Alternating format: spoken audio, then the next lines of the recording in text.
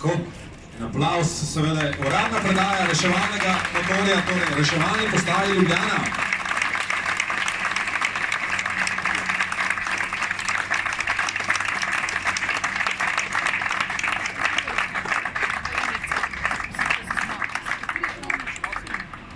Tako, sedaj pa seveda še reševalca Denisa Osenjaka, da preskusi, če zadeva dela, če vse luči gorijo, če sirene dobro tulijo, skratka, da vidimo, če zadeva funkcionira, če zadeva pele in če je nared za prvo vožnjo oziroma tudi za takojšnjo uporabo.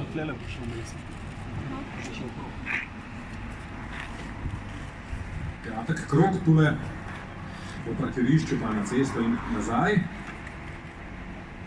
Za uradni krst, seveda, reševalne Honde.